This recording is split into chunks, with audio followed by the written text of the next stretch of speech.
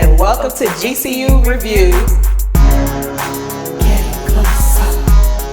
What's hot and what's not. Getting closer. Bye. Getting closer. Hi guys, I'm Dee. And I'm Danielle. And welcome to GCU Review, where today we're doing a Netflix movie, The Choice, Yes. which is based off of a 2016 novel by Nicholas Sparks. Yes, and it's really an interesting story. Like the first half and the second half take you through two different things. Yeah. It is a complete roller coaster. Roller coaster of emotions. It took us through it. We went through it a little bit. They had us in the first half, for sure. But it starts out really as a love story between these two people who, I mean, they don't like each other very much. I mean, they start out getting into it. Well, I think he liked her, but she didn't want to like him. That was kind of the feeling I got. And I get that too, because I was kind of annoyed at her response to him. Yeah. Until I realized, Oh, girl, you know like what? him, girl. You like got it him. bad. But I don't blame her because he was fine. Yeah, I mean, he's cute. He's that kind of cute. He's a new kind of cute. The new cute. He's a different kind of cute. He's like that, you know, from the side, you're not really sure, but then he turned to the front, you're like, you know what? Was that because of the ears? I think it was. His ears were earring, but his hair is kind of long. Not they were earring. His hair is kind of long, so it was okay. And then the accent helped. It did. Because it takes place in South Carolina, like in a North Carolina. It's in the somewhere around the Carolinas. Where It's they had in a the heavy. Kakalakis. That's what it's called, the Kakalakis. It's in the Kakalakis. That So, is a country. but he was like, he took it back to the cute of the 70s cute. Okay, I when can they see had that. the hair, The mutton all the chops, hair. too. So yeah, he was a new old school cute. Okay, I can see that. And the accent did help a little bit. But she's a med student, kind of uptight, kind of, you know, really studious and everything. And the main character's name is Gabby, and she is played by Teresa Palmer. Teresa Palmer. And I don't remember seeing her in anything before. She's got one of those faces where she could really be anybody. No shade. I'm just thinking saying. to where she may have been in something we've seen when she was a little younger. That's probably Because she it. don't seem that old, and then, you know what I'm saying? I've No. not seen her often. Maybe we have. But she's a pretty decent actress, I'm not gonna lie. And then Loverboy, Love her. Oh, Travis, is played by Benjamin Walker. And so he's a veterinarian. And that kind of comes into play because their first main clash with each other is her thinking that his dog got her dog pregnant. Okay. And so he suggests a vet office to take her dog to. And guess what? It's his daddy. It's his daddy, and he works there too. Dr. Ship, that's his daddy, which is played by one of my favorite actors. And a lot of people don't even know what his name is because... You know, he's just one of those who's in all. You didn't. So Tom Wilkinson, just in case y'all need to know. You didn't know. He's played a lot of things. The villain on my favorite, The Rush Hour. Now, when you told me that hit, I was like, he was in Rush Hour as the villain. He was. He's played so many different kinds of characters. He was. He's been you know, a lot of times he's a very paternal kind of figure, a very wise kind of figure. But yeah, he sure was a villain. He can do it all. So good or bad. That's my guy. He's a Swiss Army knife kind of actor. Yeah. He's in everything. Yes. So he owns the vet office, and then the son, Travis, happens to be there and suggested that office that she take it to. And then what? Well, first of all, she got caught up because he's a vet, so his dog is neutered. So, on her. Maybe, you know, she had a little egg on her face, so she had to calm down and apologize because when she came to him, she came with that fire. Hot. She came with some heat. She was on hot. She was heated at this man, and he just thought it was cute. He was just saying all kind of crazy little things to her because he's also that kind of guy.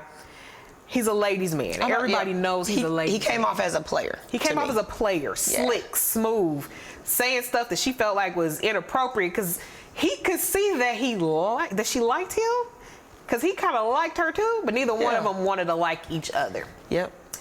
So fast forward, the dog has puppies and she's the proud mother. Wait a minute. The puppies wasn't puppies in the movie. They were not. This golden retriever of hers, it was the proud mother of 3 fully grown chihuahuas. Yes. Grown chihuahuas. Grown chihuahuas. The movies will never stop trying to scam us, will they? They tried it. They keep trying it. They was cute. People be giving birth to 5-month-old babies. Like, that child just ate some chicken. And you want to put him in here as a mashed newborn. potatoes and green beans, and that's a baby. So yeah, they had 5 grown. Was it 5? I think it was 3. 3 grown, Fully grown chihuahuas as puppies. But that's neither here nor there. That's neither nor there. It's just something that was interesting to me because... Don't be fooled. Don't be fooled. So Stay anyway, woke. Stay woke. They not puppies.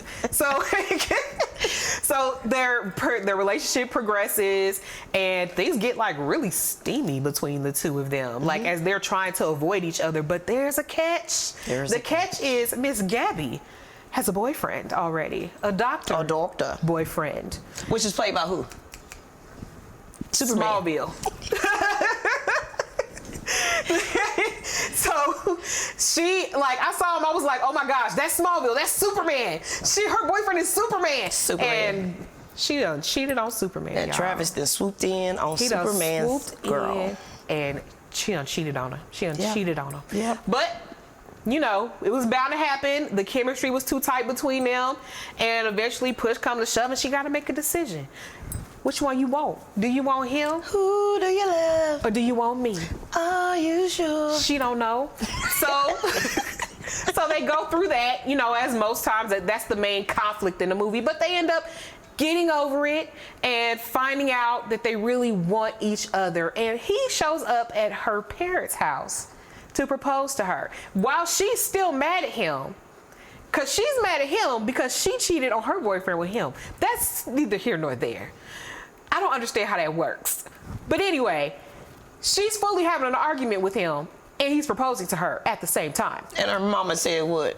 Mama took off her own ring and gave it to him. Girl, she's like, oh no, you in love with him. Shut up. We've been sitting here watching you mope around this house for about 2 months or however long the montage was of them not being together. We done sat here and watched you mope around. You better take this ring and say yes, girl. And of course, she says yes. Because that's what she wanted in the beginning. They live a beautiful life. They have children. Everything's great. Until this tragic accident. He was supposed to be taking her out on a makeup date from a date that he already missed. And so he was late because somebody's cat was something. Somebody's cat was sick. Okay. It was a fur emergency. Okay. And so he was late. She was upset. She was going home. It was storming. Because who's going on a date in this storm, though? I was like, why are y'all outside? We could have ate at home. Where we from, that could have been a tornado. That could have been a tornado. So, yeah, we don't go out to eat like that. Because they was having a hurricane. Okay. So, anyway, yeah. Down there in the Kakalakis, they have hurricanes. So, yeah. Boom, bow. She got into an accident. Somebody hit her, and she went into this coma. And so he spent weeks and weeks and weeks going to the hospital, talking to her, trying to go on like everything's normal, but she gonna wake up soon.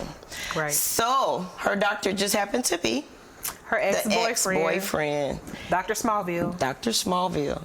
And when he got to 90 days, Dr. Smallville suggested that, look, she had this paperwork and said, don't leave me alive this long. Right. After 90 days, go ahead and pull the plug. Do not resuscitate order. So do not resuscitate. So he was like, I'm not pulling the plug. Not right now. Yeah, he had 90 days. Give me time. Give me time.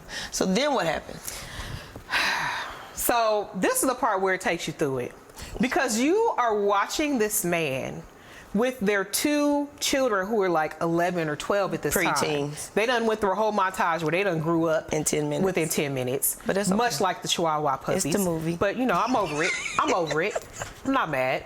And you see him grieving her, like starting to kind of, like he's in denial. And he's like, she's gonna wake up. But she's on this respirator. She's in the hospital. He's visiting her every day. He's trying to have to explain this to his kids, and the kids are trying to move on, and his parents are trying to help him move on. And then he finally has a conversation at a gravesite of his mother. I cried. Girl. I don't know about y'all, but that got me to where he's talking to his dead mother about his possibly going on to glory wife. And so it's just, that got me.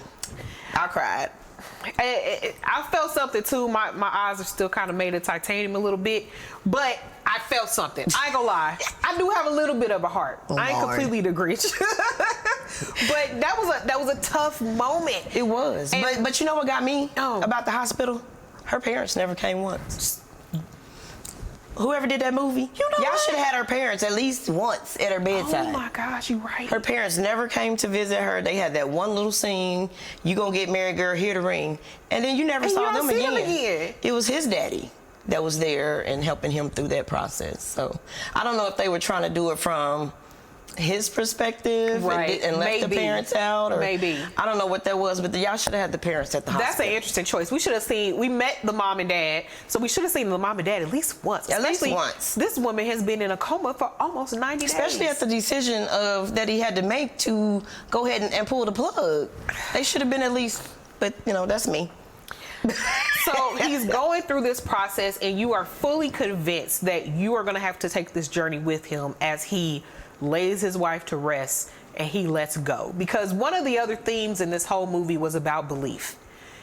His dad is a pastor and a veterinarian, but he's also a pastor. And when his mother died, when Travis's mom died, Travis stopped going to church. He stopped believing in faith. He stopped having any faith. He stopped believing. He was just like, it's the sun, the moon, and the stars, me and my dog, and that's it. That's it. And, understandable when you go through something tough like that. But this whole process was taking him through having to reevaluate what belief meant. That and the title, choices. The choice. So it was a lot of choices that he had to make, a lot of difficult choices that he had to put himself in, which being like he was a spoiled rich kid with this ladies' man, with this boat that really never had to make tough decisions. No. So now he's put in a place where he had to make the choice. He had to make a choice. He never looked far enough in the future to try to include anybody else into his life, because after seeing what happened to his dad and watching his dad grieve his mom, he said, I don't want that to happen to me at all. I don't need nobody at all. And understandable, but it is a really, despite the things that we joke about in this, it is really poignant for that point. Yes. So you get to this point, and then he gets a phone call. He gets a phone call. And he come to the hospital. He shows up at the hospital. Who wants that phone call? And they don't tell you nothing else. Just come here. To the hospital. You know the situation your wife is in. Exactly. You walking through the hallways. Everybody's outside her room. Lined up, crying. They crying. So at this point, you like, oh my God, I didn't have to pull the plug. She's already gone. He walk in. She say, what? You're late. Sitting up in the bed looking all cute. Not like she was in a coma at all. Not like she was on a coma for 90 days at all. You're late. What coma? What ventilator? Absolutely not. She's sitting there. Hair was nice. Not a single mat or nothing. They probably was brushing her hair and stuff. But she just full face of makeup. Cute. But it's the point that she woke up at that last moment at the nth hour. The nth hour of the choice. Of the choice, having to make this decision. That's not a thing he had to go ahead and make. So now, since he didn't believe in faith, he kept the faith, and here she is. When you think you don't have faith in something, it turns out you actually do. Because there's things that we all choose to hope for. And that was, I think, another main element to the title, The Choice. It wasn't just about his choice to not pull the plug on his wife. He chose to believe that maybe something could happen and to give her time to come through it. And he was willing at the end, not out of delusion, but out of understanding whatever happens, and that's just the will, and that's what I'm gonna have to live with. Period. But my hope is that everything goes for the best, and so I'm gonna give it time for that. And I just thought that was really cool. That made me feel. That gave me that movie. And now, if you like Sweet Home Alabama, that's what that reminded me of. So if you like Sweet Home Alabama and you watched it 100 times like me, go ahead, check out this movie, The Choice, because it was great. And so what do you think? You gonna give it a hot, a not? What we gonna do? I'm gonna give this one a nice cackalacky hot. We gonna give it a hot. Yes. A Kakalaki hot. A Kakalaki hot. And go see the movie. It ain't in Alabama, it's in Kakalaki. And it's a hot movie, so go see it and join us. Let us know what you think. Right. Hit us up in the comments. Make sure you like, share, subscribe. Talk to us about what you thought of the movie. And we'll see you next time. We will see you next time. Bye.